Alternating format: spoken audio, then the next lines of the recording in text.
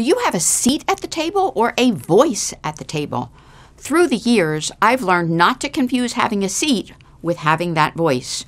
When you earn that seat, use it to influence others. It is influence that can take you from the mailroom to the boardroom. I learned to use the acronym REAL, R-E-A-L, to understand relationships, expertise, attitude, and listening. Relationships. Your network is your net worth. Get to know people and develop deeper connections and relationships.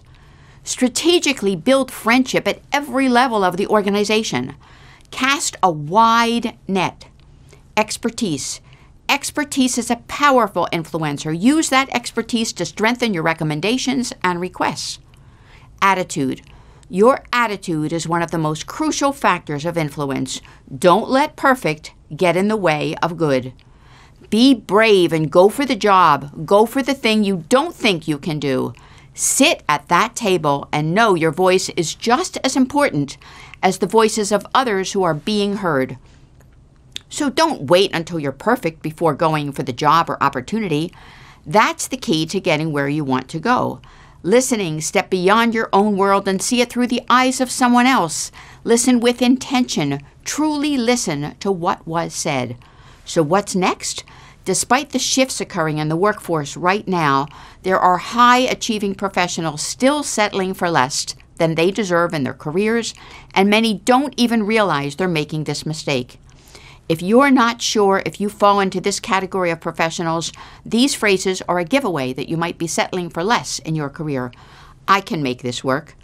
Typically, this is a positive and affirming statement to make, particularly when faced with challenges or setbacks. But if you find yourself constantly saying this right before you apply to a job that you're not too excited about, then you're willing to accept less and preventing yourself from having a career that energizes and fulfills you. Maybe this is the best I can do. You may have a decent, well-paying job with great benefits if you constantly feel like something is missing or that you could be doing more with your skills and expertise. Saying, "My job isn't so bad," over and over again every time you have a not-so-bad day won't wash away those thoughts. It only suppresses them and causes you to settle for a decent, not-so-bad job. I'm just going to wait it out and see. Patience is a virtue and an essential life skill, but if your default solution when it comes to growth in your career is to wait and see what happens, then you're settling and not being resourceful or proactive enough about having the career that's right for you. Why would they hire me? When reading job descriptions, if you ask yourself this question, even though you have the majority of the skills and expertise they're looking for in the role, then you're disqualifying yourself before the race even starts. When you do this enough times, it reduces your options and leaves you with decent, not-so-bad jobs that won't challenge, motivate, or inspire you to grow in your career in the way that you desire. I can't be myself at work.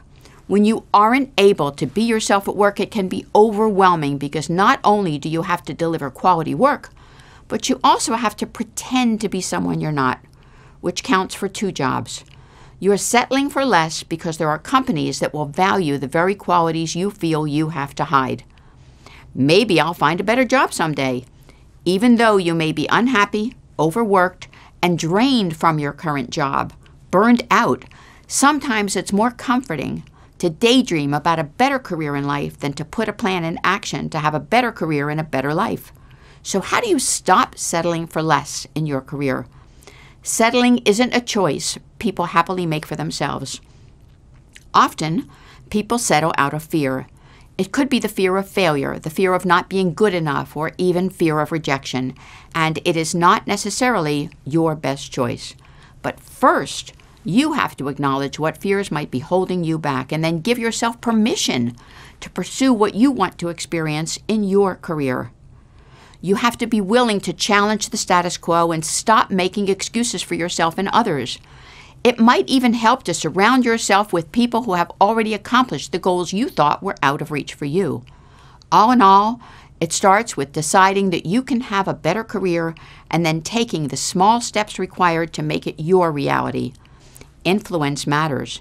It will open doors for you. Use the real approach to master the process. Surround yourself with the smartest people you can find and seize the challenges and create opportunities for yourself and for others. Be willing to take risks, shift your paradigm, and direct your career. Do it with your seat and your voice, and use your influence to create confidence, to think differently, and love your life. And by the way, if there's no seat, bring one. If there's no table, build one.